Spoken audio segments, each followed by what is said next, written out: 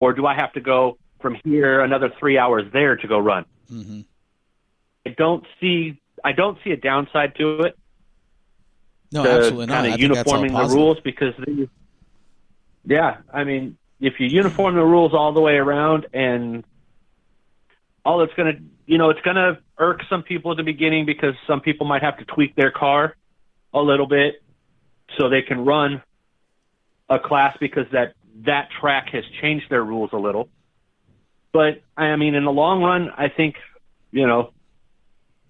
everything will work out when, you can go to a track and you go, oh, these are the hobby stocks or street stocks, and you know what they are at every track that you go to. Not like when I went up to your track and I looked at the cars with the sideboards and I was like, what in the heck is that? It's awesome, but I don't know what it is. Yeah. That's a super sport. Mike was tripping on that. He says, we've got to get this class at Santa Maria. Are you still working on that?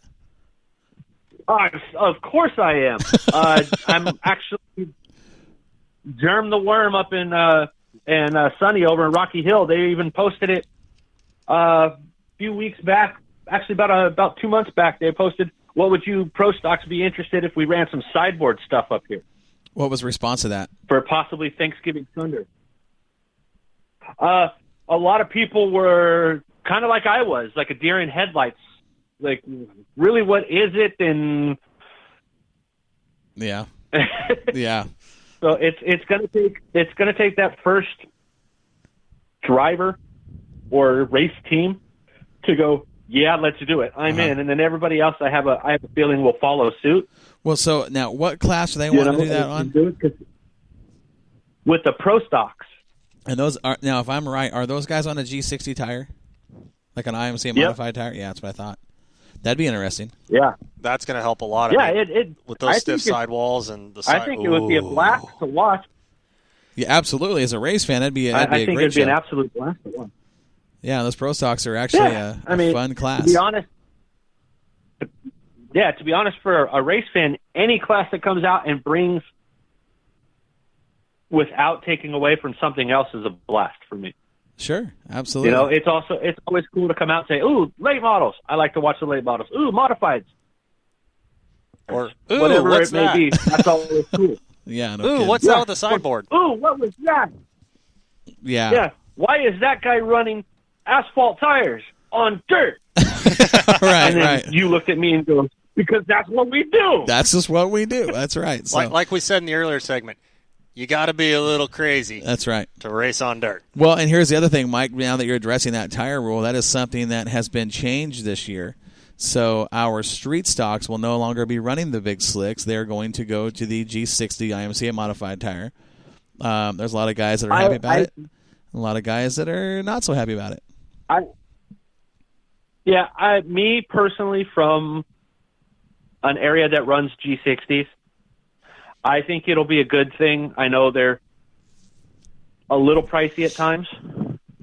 That's been the issue. for some of those guys, but I think I think it'll be a good thing, because you're more classes that use them. I think the more available they will be, and the prices might even come down a little, because so many people want them. They're commodity, and only one or two classes want them. It gets a little harder to purchase them. When there's 5 or 6 classes that all run them, it's a little easier to come by. Mm-hmm. It might be a little bit less on the pocketbook. Right. Yeah, right. I see what you're saying. Yeah, I never thought about it that way, Mike. That California perspective gets me every time. Mike's got a different angle. It's that fresh air up there. It's the fresh air. You can't look through the clouds of what we got down here. That's right. That's true. You got a sunroof in your Prius, buddy? So Prius, what is that? What other news do you have for us out of California? Well, a new track that's opened up in the past few years, KCRP, Kern County Raceway Park. Yes, sir. They have a dirt. John Piker and his guys have been working diligently on that track, talking about expanding. Well, the first thing they expanded was turn 1 and 2 on their track. They opened it up over 25 feet. Oh, mama. Wow. So they actually lengthened that. Now, last year, if I'm right, was the first year of racing on that track, correct? Right. Second. And it was almost like a real tight hairpin on 1 and 2. Yes. They're shrinking the infield a little bit in 1 and 2, and they're expanding the outer catch fence and wall in 1 and 2 to make the flow a lot easier. It's already like 80% done. That is They did it in project. about a week and a half.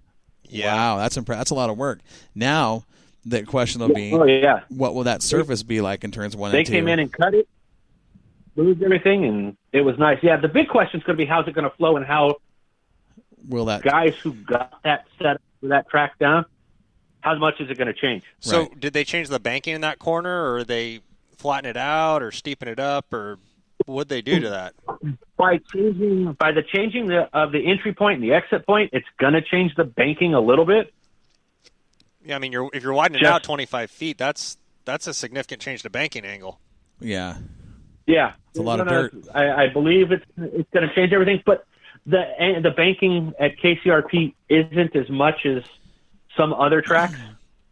So it's not going to change too much, but it's its own identity. The answer is yet to be seen because nobody's been on that track since it's been fixed. Well, that'll be an interesting situation. We'll watch that through their website, and they're good about putting a lot of information up. And those guys are absolutely busting their hindsides, working that place in to get it ready to go. And speaking of getting ready to go out there, Bakersfield. Opening night is this weekend. Yeah, they've already had the cars on the track for practice sessions, and they're getting their stuff dialed in. And their off season is a very short off season when you compare it to our season. We're off 6 months, Mike. Yeah, this year's off season was the longest off season it's been in probably 8 years. And what was only because we had all the rain in December and January and February and whatnot up here. Right, and would you guys have a 3.5 month off season? We would take, we'd usually take December off, part of January, and then we start in with go-karts and practice and fun Sundays and stuff of that nature out here. Rain, and I don't know if you guys saw the picture that I posted a couple of weeks ago about Santa Maria, where all you can see are the walls because everything else is a lake. I did see that, yes. The whole track is underwater. Well, I think Rocky Hill was quite similar, one thing. That's pumped out. And it's getting ready to go. They're going to be pumping out more water out of there very soon, and they're already working on the track and working on putting in the wood. They're redoing all the benches and stuff out there right now. A couple of my buddies are out there today doing it. It's a lot of work. So it's been it is, and it's constant upkeep, especially on the coast. It's tough because of the moisture. Right. Absolutely. We get moisture right here compared to like Bakersfield would be if they had wood. They have concrete grandstands stands, but if they had wood, they'd have dry rock, right? Because of the heat out there. But we get the moisture, so everything warps and disintegrates that way. But Ray Raceway, KCRP, Bakersfield Speedway, those guys have all been, they've had their list. They're checking it twice and. Down to the nitty gritty, and they're set to go racing. To the race season. Absolutely. So. Yep, Bakersfield starts this weekend. I believe KCRP starts in a couple weeks. Santa Maria, they changed it up a little bit. They have their car show the 8th and 9th of April. They went a little later in the season, an extra week. Well, our car show here will be March 24th and 25th. Right. And ours will be at the Town Center Mall in Santa Maria on April 8th and 9th. They backed it up a week. The following week, they open up, and it's they've got opening night is Easter Saturday, the day before Easter. Wow. Our opening night, when I say our, I'm talking about Willamette Speedway, where Moxie is, we've got some relationship with that racetrack. April 15th. Right. Yeah. That's weather permitting here in the valley. That's weather permitting. Yeah, absolutely. It's always weather permitting. Well, with all the rain we're we've had, outdoor I'm guys. hoping that we've got that out of the way and we can just go straight into racing and get going all year. Yeah, and hopefully it doesn't snow. Yeah, No kidding. No kidding. Yeah, that would be weird for you guys. It's been our weather patterns, much like yours, have been absolutely insane this winter, and not a lot of fans of the weather we're having right now. Yeah, our lakes went from having Nothing percentage, right, to breaking down dams. To literally overflowing where they have to let water out so the next storm that comes in doesn't overflow it again. Right, yeah, that's crazy. So I want you to do a couple things, Mike. I want you to do us a couple favors. Say again? I want you to do us a couple favors from your end. Let's get some schedules put up on Moxie from Santa Maria, Bakersfield, KCRP. You kind of do all that stuff there. And then I want you to go live from Bakersfield if you're going to be there for the first race, and then do your annual car show that you did last year. Go ahead and post that stuff up on Moxie as well. Yeah, if the plan is to go out there to go out this weekend. I'm going to make a weekend of it, going out there Saturday to Bakersfield Speedway for opening night. Sunday, they have Rainman Hobbies. I'll bring my RC car out. They have a swap meet that day, so I'm going to bring some of my, older RC stuff that people are still looking for parts for, and maybe, help somebody along in the hobby get their project finished because I have parts that they need. Also, one more thing. Last year when we had Bud Nationals, yes, sir, we were supposed to go out and do something. And remember, Jordan Linson was talking about taking us to school on the go-karts? I do remember that. We didn't get the opportunity, did we? This year, we're going to have Challenge 2.0. Okay, it's on. But it's going to be at Bakersfield Karting Experience. It's now open. This is the indoor dirt track. Have you seen this, Joel? Dirt track. It's phenomenal. With gas-powered go-karts. Well, here's my question. Do I get to bring my RC cars? No. Why not? Because you're a cheater. You race what they got, man. I want to bring my own cart. I don't think that'll fit in your carry-on. Yeah. No. Yeah, I don't think that'll fit in your carry-on. I think we can send it down with somebody. I don't think the motor will fit in your carry-on. But yeah, I don't know.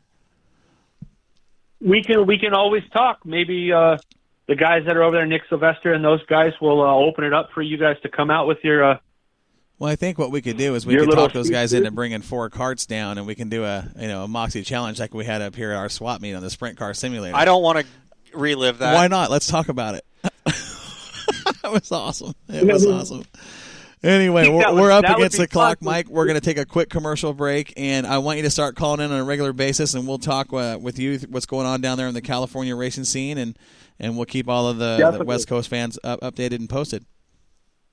Yeah, as more stuff happens, I'll be reporting it. I'm the California correspondent. Right on, brother. Well, it was good talking with you. We're going to get out of here, go to a commercial break, and we are going to come back and continue the show with another call-in.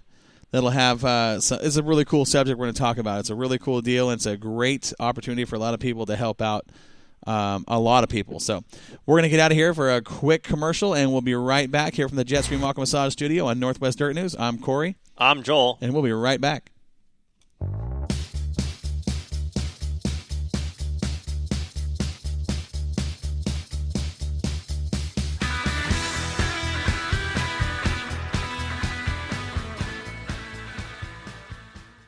Joel, people have been hearing us talk about Stumbling J Livestock on Northwest Dirt News. Have you talked with Josh lately?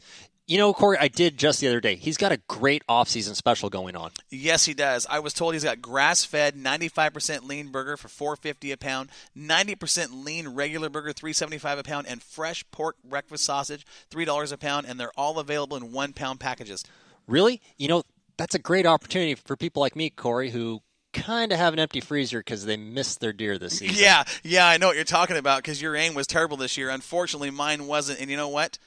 For people like me who didn't get a deer but aren't too keen on eating roadkill, this is the best deal going right now.